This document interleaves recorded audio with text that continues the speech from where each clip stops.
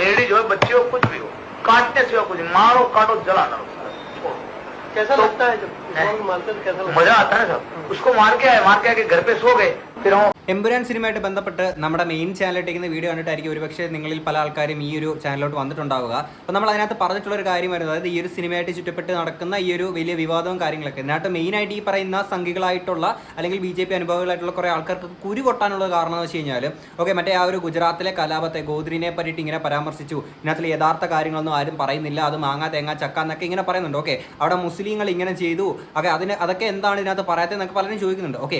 അങ്ങനത്തെ ഉള്ള സാധനങ്ങളൊക്കെ പറഞ്ഞു കഴിഞ്ഞാൽ ഈ സിനിമ 3 മണിക്കൂറുള്ള സിനിമ എത്ര മണിക്കൂർ നീളുന്നത് നിങ്ങൾ തന്നെ ഒന്ന് ആലോചിച്ച് നോക്കുക. സത്യം പറഞ്ഞാൽ അതും കൂടെ കാണിക്കേണ്ടതായിരുന്നു. കാര്യം എന്ന് വെച്ചാൽ ഇതൊരു വെബ് സീരീസ് പോലെ ഇറക്കിയിരുന്നെങ്കിൽ അതിൽ ഡെപ്തിലോട്ട് ഇറങ്ങി ഓരോ കാര്യങ്ങളും കാണിക്കണമായിരുന്നു. കാരണം എന്ന് വെച്ച് കഴിഞ്ഞാൽ ഏതൊക്കെയോ മുസ്ലിം നാമധാരികളായിട്ടുള്ള ആളുകൾ ഇങ്ങനെ ഒരു കൃത്യം ചെയ്തു എന്ന് പറഞ്ഞുകൊണ്ട് ഇന്ത്യക്കകത്തുള്ള എല്ലാ മുസ്ലിങ്ങളെയും ഇല്ലാണ്ടാക്കണം എന്ന് പറഞ്ഞ് എടുത്തേക്കുന്ന ആ ഒരു തീരുമാനം അതെന്തിനു വേണ്ടിയിട്ടാണെന്നുള്ളത് കോമൺ സെൻസ് ഉള്ള ഒരാൾക്ക് ചിന്തിച്ചാൽ മനസ്സിലാക്കാൻ സാധിക്കും. അതായത് ഉള്ളിൽ വിഷമില്ലാത്ത ഒരാൾക്ക് ചിന്തിച്ചാൽ മനസ്സിലാക്കാൻ സാധിക്കും. അതിൻ്റെ ഒരു ആഫ്റ്റർ എഫക്റ്റ് ആണ് ഇപ്പം നമ്മൾ കണ്ടുകൊണ്ടിരിക്കുന്നത്. എന്തിനാണെങ്കിലും ആ ഒരു സിനിമയ്ക്കകത്തോടെ പരാമർശിച്ചിട്ട് പോകുന്നൊരു 3 കലാപമുണ്ട്. ഒന്ന് ഈ പറയുന്ന പോലെ ആ ഒരു ഗോദ്രി ഗുജറാത്തിലെ ആ ഒരു ട്രെയിൻ കത്തിച്ച ആ ഒരു കലാപവും, പിന്നീട് നൊറാഡ പാർട്ടിയ കൂട്ടക്കൊലയും, ഗുൽബർഗ് സൊസൈറ്റി കൂട്ടക്കൊലയും, ഈ കാര്യങ്ങളോട് ജസ്റ്റ് ഒന്ന് പരാമർശിച്ച് അതിനകത്തൂടെ പോകുന്നുണ്ട്. അപ്പോൾ ഈ നൊറാഡ പാർട്ടിയ കൂട്ടക്കൊലയ്ക്കകത്താണെങ്കിൽ 97 മുസ്ലിംസ് ആണ് കൊല്ലപ്പെട്ടത്. ഇതിനകത്ത് ഏറ്റവും കൂടുതൽ വലിയ ചരട് വലിച്ചതിൻ്റെ മെയിനായിട്ട് നിന്ന 2 ആൾക്കാരായിരുന്നു മായ കോഡ്നാനിയും ബാബു ബജ്രംഗി. ഈ ബാബു ബജ്രംഗിയുടെ അതേ പേര് തന്നെയാണെങ്കിൽ ബാബ ബജ്രംഗി എന്ന് പറഞ്ഞുകൊണ്ട് നമ്മുടെ ഈ ഒരു എമ്പുരാൻ സിനിമയ്ക്ക് അത് ഒരു വില്ലൻ കഥാപാത്രത്തിന് കൊടുത്തിട്ടുണ്ട്. ആ ഒരു ബാബു ബജ്രംഗിയുടെ സംഭവങ്ങളാണ് ഇവിടെ കാണിച്ചിരിക്കുന്നത്. അപ്പം ഇതിനകത്ത് കാണിച്ച ഒരു പർട്ടിക്കുലർ ഒരു സീനുണ്ട്, ഒരാളെ കൊല്ലുന്ന ഒരു സീനുണ്ട്. ഒരു സ്പോയിലറാണ്, അതുകൊണ്ടാണ് ഞാൻ പറയാത്തത്. ഒരു കൊല്ലുന്നൊരു സീനുണ്ട്. അങ്ങനത്തെ കാര്യങ്ങളൊന്നും നടന്നിട്ടില്ല. ഇതൊക്കെ വെറും സിനിമയുടെ ഗിമിക്ക് മാത്രമാണ്. അല്ലെങ്കിൽ ഇവന്മാർ കള്ളം കാണിക്കുകയാണ്, കപടതയാണ് മൊത്തം. ആൾക്കാരുടെ മനസ്സിലോട്ട് എന്താ പറയുക, ആൾക്കാരെ തെറ്റിദ്ധരിപ്പിക്കാൻ വേണ്ടിയിട്ട് ഇറക്കിയിരിക്കുന്ന അജണ്ടയുടെ ഭാഗമാണ് എന്നൊക്കെ കുറേ ആൾക്കാർ പറയുന്നുണ്ടല്ലോ. ഇതൊക്കെ വളരെ കൃത്യമായിട്ട് നമ്മുടെ നാട്ടിൽ നടന്നേക്കുന്ന സംഭവമാണ്. നിങ്ങൾ ജസ്റ്റ് ഒന്ന് ഗൂഗിൾ ചെയ്ത് നോക്കിക്കഴിഞ്ഞാൽ അതിൻ്റെ കൂടുതൽ ഡീറ്റെയിൽസ് കാര്യങ്ങളൊക്കെ കിട്ടും. എന്തിനാണെങ്കിലും സ്ട്രേറ്റ് അവേ ഞാൻ ആ ഒരു വീഡിയോക്കകത്ത് പറഞ്ഞ ആ ഒരു വീഡിയോയിലോട്ട് വരാം. അതായത് ഈ ബാബു ബജ്രംഗി എന്ന് പറയുന്ന ഈ ഒരു വ്യക്തിയാണെങ്കിൽ അന്ന് ഈ ഒരു 97 മുസ്ലിങ്ങളെ കൊല്ലപ്പെട്ട ആ ഒരു കാര്യത്തിൽ മെയിനായിട്ട് ചരട് വലിച്ചേക്കുന്ന ഒരു വ്യക്തിയായിരുന്നല്ലോ. അപ്പം ഇയാളുടെ മായ കോഡ്നാനിയുടെ ഫോട്ടോസോട് ഞാനിവിടെ സൈഡിലോട്ട് കൊടുക്കാം. അപ്പം ഇവരെയാണെങ്കിൽ അന്നാണെങ്കിൽ തെളിവുകളുടെ അഭാവത്തിൽ ഇവരെ കോടതി നിന്ന് വെറുതെ വിടുകയാണ് ഉണ്ടായിട്ടുള്ളത്. അപ്പോൾ ഇവർ ഇതിനകത്ത് ഈ കാര്യങ്ങൾ ചെയ്തിട്ടുള്ളതിനെ പറ്റിയിട്ടും അല്ലെങ്കിൽ നരേന്ദ്രമോദിക്ക് ഇതിനകത്തുള്ള പങ്കിനെ പറ്റിയിട്ട് ഒക്കെ സംസാരിച്ച് പോകുന്നുണ്ട്. ഇതൊന്നും അറിയാതെ അല്ലെങ്കിൽ ഇതൊക്കെ കണ്ണടച്ചിരിട്ടാക്കിക്കൊണ്ടാണ് ഇവിടെയുള്ള പല ആൾക്കാരും ഇവിടെ കിടന്ന് വലിയ മുറിവുകളെ കൂട്ടിക്കൊണ്ടിരിക്കുന്നത്. ഇനി ഞാൻ ആ ഒരു വീഡിയോ കൊണ്ട് പ്ലേ ചെയ്യാം.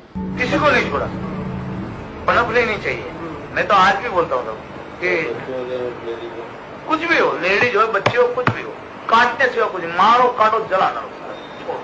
कैसा लगता है जब मारते तो कैसा लगता है? मजा आता है सब। उसको मार के आए घर पे सो गए, फिर नरेंद्र भी हमारे को संदेशा भेजा ठहर जाओ, मैं अभी सेटिंग करता हूँ, अभी टाइम निकल गया है। फिर उन्होंने जज को भेजा, जज ने फाइल नहीं कुछ नहीं बोले जा रहे। तो उन्होंने जो 3 दिन का मोहलत दिया था, जो भी करना चाहो कर लो, 3 दिन के बाद में बंद कर दो, ये उन्होंने खुलेआम कहा था। और 3 दिन के बाद बोला कि आप बंद कर दो और सारा बंद हो गया. Not only enough, but excellent work they have done. Excellent work. Excellent work they have done within 72 hours. They have no right to talk about the internal matter of any government.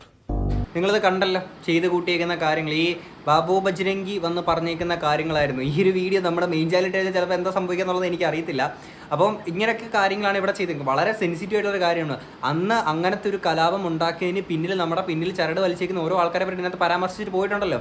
ഇതൊക്കെ കണ്ണടച്ചിരുട്ടാക്കിക്കൊണ്ടാണ് ഇവിടെ ഈ സിനിമയ്ക്കെതിരാണെങ്കിൽ ഇങ്ങനെ കുറേ ആൾക്കാർ ഈ ഒരു കണ്ടനെ base ചെയ്തിട്ട് മുറവിളി ഇങ്ങനെ ആൾക്കാർ കൂട്ടിക്കൊണ്ടിരിക്കുന്നത്. നിങ്ങളൊന്ന് ആലോചിച്ചു, ഇതിൻ്റെ എത്രയും ഭീകരമായിട്ടുള്ളൊരു മുഖമാണെന്നുള്ളത്. അന്ന് ആ ഒരു കലാപം ഇല്ലായിരുന്നെന്നുണ്ടെങ്കിൽ ഇന്ന് നരേന്ദ്രമോദി പ്രധാനമന്ത്രിയായിട്ട് നമ്മുടെ രാജ്യത്ത് തുടരില്ല. 100% ഷുവറായിട്ടുള്ള കാര്യം എന്ന് വെച്ചാൽ ഞാൻ ഇതുമായിട്ട് ബന്ധപ്പെട്ട് നമ്മുടെ ഒരു സിനിമയുടെ റിവ്യൂ പോലെ നമ്മുടെ എക്സ്പീരിയൻസ് ഇട്ടിട്ട് അതിൻ്റെ തൊട്ടടുത്തൊരു വീഡിയോയ്ക്കകത്ത് എന്താണ് ഈ പറഞ്ഞ ഗുജറാത്ത് കലാപത്തിൽ നടന്നേക്കുന്നതെന്നും അതിനുശേഷം നരേന്ദ്രമോദിക്ക് ഉണ്ടായിട്ടുള്ള ആ ഒരു മാറ്റങ്ങളൊക്കെ പറ്റിയിട്ട് നമുക്ക് അതിനകത്ത് നമ്മൾ ജസ്റ്റ് പറഞ്ഞു പോയിട്ടുണ്ടായിരുന്നു. അത് കണ്ടിട്ടുള്ള ആൾക്കാർക്ക് മനസ്സിലാക്കാൻ സാധിക്കും. അതായത് അങ്ങനെ ഒരു സംഭവം ഇല്ലാന്നുണ്ടെങ്കിൽ നരേന്ദ്രമോദി ഈ ഒരു ഭരണത്തിലോട്ട് എത്തുക പോലും ഉണ്ടായിരുന്നില്ല, അല്ലേ? അപ്പം ഇതിനകത്ത് ചരട് വലിച്ചേക്കുന്നത് ഇതിനകത്ത് കുറേ ആൾക്കാർ ഇങ്ങനെ ജസ്റ്റ് പറഞ്ഞു പോകുന്നുണ്ട്. നമ്മുടെ അമിത്ഷാ, നരേന്ദ്രമോദിയൊക്കെ ആയിട്ട് പരാമർശിച്ചാണ് ഈ ഒരു സിനിമയ്ക്കകത്ത് പോകുന്നത് എന്നുള്ളതാണ് ഇതിലെ BJP ആൾക്കാരൊക്കെ തന്നെ പറഞ്ഞുകൊണ്ടിരിക്കുന്നത്. സത്യം പറഞ്ഞാൽ ഒരു സിനിമ കണ്ടു കഴിയുമ്പോഴത്തേക്കും നമ്മൾ അത്രയും വലിയ ഡെപ്തിലോട്ടൊന്നും പോകത്തില്ല. നമ്മൾ ലാലേട്ടൻ, പൃഥ്വിരാജ് ആ ഒരു ബേസ്, പിന്നെ ഇതിനകത്തുള്ള രാഷ്ട്രീയം പൊളിറ്റിക്സ് പറഞ്ഞു പോകുന്നു. പിന്നെ നമ്മൾ ഭയങ്കരമായിട്ട് പേടിക്കേണ്ടത് ഭാവിയിൽ ഇതേ ഇപ്പോൾ ഒരു BJP ആണെങ്കിലും ഏതൊരു രാഷ്ട്രീയ പാർട്ടി ആണെങ്കിലും നമ്മുടെ കേരളത്തിലോട്ട് വന്നു കഴിഞ്ഞാൽ അധികാരം പിടിച്ചെടുക്കാൻ വേണ്ടിയിട്ട് ചെയ്യാൻ പറ്റുന്ന ഭയങ്കര പേടിക്കേണ്ടുന്ന ഒരു സാധനം. അത് കാണിച്ചു പോകുന്നുണ്ട്. അതിൻ്റെ ഒരു ബ്രില്യൻസ് അത്രയും മാത്രമേ നമ്മൾ ഈ ഒരു സിനിമയെ പറ്റി ചിന്തിച്ചിട്ടുണ്ടായിരുന്നുള്ളൂ. പക്ഷേ അത് കഴിഞ്ഞിട്ട് ഓക്കെ ഇതിനകത്ത് ഇങ്ങനത്തെ കാര്യങ്ങളൊക്കെയാണ്, അത് അങ്ങനെയാണെന്നൊക്കെ പറഞ്ഞുകൊണ്ട് ഇതിന് വലിയൊരു ഡീറ്റെയിലേക്ക് തന്നത് ഇവരാണ്. ആ സിനിമയ്ക്കകത്ത് എവിടെയും ഇതുപോലെ നിങ്ങളെയാണ് പറഞ്ഞത്, നിങ്ങളാണ് ഇങ്ങനെ ചെയ്തത്, അങ്ങനെ ഇങ്ങനെ എന്നൊക്കെ പറഞ്ഞുകൊണ്ട് അതൊന്നും സംസാരിക്കുകയല്ല. ഇതിനെപ്പറ്റി ജസ്റ്റ് ഇങ്ങനെ പറഞ്ഞു പോകുന്ന, അല്ലെങ്കിൽ അതിൻ്റെ ഒരു ഡെപ്ത് കൊടുക്കുന്ന സയ്യിദ് മസൂദ് എന്ന് പറഞ്ഞ ക്യാരക്ടറിലോട്ട് ആ ഒരു ഡെപ്ത് കൊടുക്കുന്ന ഒരു സാധനമാണ്. അപ്പം എങ്ങനെയാണ് ആ ഒരു ക്യാരക്ടർ ബിൽഡായിട്ട് വന്നതെന്നുള്ളത്. അപ്പോഴത്തേക്കിന് ഓക്കെ ഇതൊക്കെ ഞങ്ങളെയാണ് പറഞ്ഞത് എന്ന് പറഞ്ഞുകൊണ്ട് കൊട്ട് വാങ്ങിക്കുകയാണ്. ഇതൊക്കെ ഞങ്ങളാണ് ഇതെല്ലാം പറഞ്ഞതെന്ന് സമ്മതിച്ച് തരികയാണ്. അപ്പോഴും അത്യാവശ്യം ബുദ്ധിയും വിവരമുള്ള BJP-കാരാണെങ്കിൽ പറയുന്നുണ്ട് സിനിമയായിട്ട് തന്നെ ആസ്വദിക്കണം, എന്താണ് പ്രശ്നം എന്ന് പറഞ്ഞ് BJP-യിലുള്ള നല്ലവരായിട്ടുള്ള ആൾക്കാർ തന്നെ പറയുന്നുണ്ട്. ഓക്കെ അതൊന്നും മനസ്സിലാക്കാൻ പറ്റാത്ത ആരൊക്കെയോ മതത്തെയും രാഷ്ട്രത്തെയും ഇടകലർത്തിക്കൊണ്ട് അവരുടെ സ്വാർത്ഥതയ്ക്ക് വേണ്ടി കാണിച്ചു കൂട്ടുന്ന ഓരോ കോപ്രായങ്ങളും അന്ധമായിട്ട് വിശ്വസിച്ചുകൊണ്ട് നിൽക്കുന്ന കുറേ ടീംസ്. അതിൽ മെയിൻ ഒരു TG മോഹൻദാസ് പടം നമുക്ക് പടത്തിനെ ഡീഗ്രേഡ് അങ്ങ് ചെയ്തേക്കാമെന്ന് പറഞ്ഞാൽ പരസ്യമായിട്ട് എന്ന് പറഞ്ഞേക്കാം, അതിലൊരു തെറ്റില്ല എന്ന് പറഞ്ഞുകൊണ്ട്. എന്നിട്ട് പറയാം ഞാൻ പടം ഒന്നും കണ്ടില്ല, പക്ഷേ പടത്തെ പറ്റിയിട്ട് റിവ്യൂ പറയാൻ ഞാൻ യോഗ്യനാണെന്ന് പറഞ്ഞുകൊണ്ട് അങ്ങനെ പറയാണ്. ഇങ്ങനെ കുറേ എണ്ണങ്ങൾ ഈ സിനിമയെ തകർത്തിട്ട് നിങ്ങൾക്ക് എന്താണ് കിട്ടാൻ പോകുന്നത്? അല്ലെങ്കിൽ ഇത്രയും വിമർശനങ്ങൾ വരുന്നതോ, അല്ലെങ്കിൽ നിങ്ങളെ പറ്റിയിട്ട് അല്ലെങ്കിൽ നിങ്ങൾ ചെയ്യുന്ന കാര്യങ്ങൾ അഭിപ്രായം പറയുന്നു ഇത്രയും പേടിയുള്ള വ്യക്തികളാണ് നിങ്ങൾ. ഓക്കെ ഇപ്പോഴും നിങ്ങൾ ആലോചിക്കും നിനക്കെന്താ നരേന്ദ്രമോദി എന്തോ നിനക്ക് പിടിക്കത്തില്ല, വേറൊന്നുമല്ല, ഞാനൊരു ഇന്ത്യൻ പൗരനാണ്, അത് പറയാനുള്ള എല്ലാവിധ അഭിപ്രായ സ്വാതന്ത്ര്യം എന്നൊരു സാധനം എനിക്കുണ്ട്. കാര്യം നമ്മളും കൂടെ ചെയ്യുന്ന വോട്ടിന്റെ ബേസിലൊക്കെയല്ലേ ഇവരെ ഈ കയറിയൊക്കെ ഓരോരുത്തരെ പോകുന്നത്. അപ്പം നിങ്ങളിപ്പോൾ ആൾക്കാരെ ചിന്തിക്കുക നിങ്ങൾക്ക് എന്താ നരേന്ദ്രമോദിയോട് ഇത്രയും അങ്ങ് പിടിക്കത്തില്ല എന്നൊക്കെ ആയിരിക്കും പല ആൾക്കാരുടെ ചോദ്യങ്ങളൊക്കെ. ഞാൻ ഒരു കാര്യം മാത്രം പറയാം, 2021 ഇന്ത്യൻ ആർമി റാലി നമ്മുടെ തിരുവനന്തപുരത്ത് ഗ്രീൻവിൽ സ്റ്റേഡിയത്തിൽ വെച്ച് നടന്ന ആ ഒരു റാലിയിലാണെങ്കിൽ ഞാൻ ഉൾപ്പെടുന്ന ലക്ഷക്കണക്കിന് ഉദ്യോഗാർത്ഥികൾ ഫിസിക്കലും മെഡിക്കലും പാസ്സായിട്ട് 1.5 വർഷം ഇതിന് വേണ്ടിയിട്ട് ഇതിൻ്റെ എക്സാമിന് പ്രിപ്പയർ ചെയ്ത് ഇങ്ങനെ നിൽക്കായിരുന്നു. ഞങ്ങളുടെ 1.5 വർഷം ഈ നരേന്ദ്രമോദി സർക്കാർ ഇല്ലാണ്ടാക്കി. അത് പ്രത്യേകപരമായിട്ടുള്ള മറ്റൊരു അജണ്ടയുടെ ഭാഗമായിട്ടായിരുന്നു ഇന്ത്യൻ ആർമിയിൽ കൂടുതൽ RSSകാരെ കയറ്റണമല്ലോ. അതിന് വേണ്ടിയിട്ട് ഈ പറയുന്ന പോലെ അഗ്നിപഥ് എന്ന് പറയുന്ന ഒരു സ്കീം കൊണ്ടുവന്നു. അതിനകത്തൂടെ കുറേ പരിപാടിയൊക്കെ കാണിക്കാൻ വേണ്ടിയുള്ള സംഭവങ്ങളായിരുന്നു. ഇത് ഞാൻ പറഞ്ഞതല്ല, എൻ്റെ അടുത്ത് പട്ടാളത്തിലുള്ള മറ്റൊരു വ്യക്തി എന്നെ പറഞ്ഞു തന്നേക്കുന്ന ഒരു കാര്യമാണ്. ഓക്കെ പിന്നെ ഇതുമായിട്ട് ബന്ധപ്പെട്ട് ഭയങ്കര സെൻസിറ്റീവ് ആയിട്ടുള്ള കുറേ കാര്യങ്ങളൊക്കെ അവരുടെ പട്ടാളത്തിലുള്ള ആൾക്കാർ തന്നെ കുറേ സംശയങ്ങളൊക്കെ നമ്മുടെ പ്രകടിപ്പിക്കുന്ന അങ്ങനെ കുറേ കാര്യങ്ങളുണ്ട്. അതേപോലെ തന്നെ മണിപ്പൂർ കലാപം നടന്നപ്പോഴത്തേക്കിന് നമ്മുടെ ഈ പ്രധാനമന്ത്രി എന്ത് ചെയ്തു?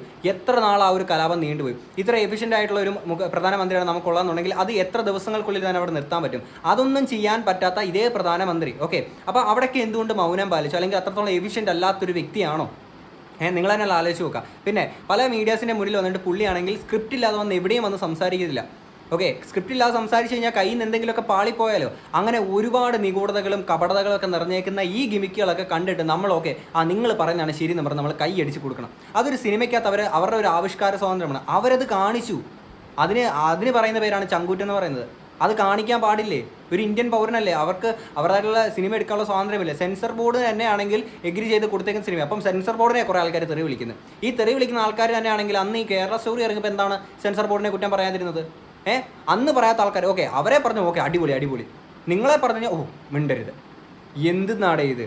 നമ്മൾ ഇപ്പോഴും മനസ്സിലാക്കുക നമ്മളെല്ലാവരും മനുഷ്യരാണ്. ഇന്ത്യയിൽ ഏത് രാഷ്ട്രീയമാണ് ഇതൊക്കെ ആണെങ്കിൽ ഓരോ ആൾക്കാരുടെയും സ്വാർത്ഥ താല്പര്യങ്ങൾക്ക് വേണ്ടിയിട്ടാണ് ഓരോ ആൾക്കാരുടെ ഇങ്ങനെ വിഷം കുത്തിക്കൊണ്ടിരിക്കുന്നത്. നമ്മളെല്ലാവരും മനുഷ്യരാണ്, മനുഷ്യനെ മനുഷ്യരായിട്ട് കാണാൻ പറ്റുക. അതേപോലെ തന്നെ രാഷ്ട്രീയം ഈ പറഞ്ഞ എനിക്ക് BJP-യിൽ RSSലുള്ള ഒരുപാട് നല്ല സുഹൃത്തുക്കളുണ്ട്. അവരൊക്കെ മനുഷ്യരായിട്ട് കാണാൻ പറ്റുന്ന ആൾക്കാർ. അതേപോലെ കമ്മ്യൂണിസ്റ്റിൽ കോൺഗ്രസ്സിലൊക്കെ എനിക്ക് സുഹൃത്തുള്ള ആൾ തന്നെയാണ്. ഞാനൊരു രാഷ്ട്രീയ പാർട്ടിയിലുള്ളൊരു വ്യക്തിയല്ല. ഇതിൽ നല്ലവരായിട്ട് മനുഷ്യനായിട്ട് കാണാൻ പറ്റുന്ന വിവേകത്തോടു കൂടി തന്നെ കാര്യങ്ങളെ സമീപിക്കാൻ പറ്റുന്ന ഒരുപാട് ആൾക്കാരുണ്ട്.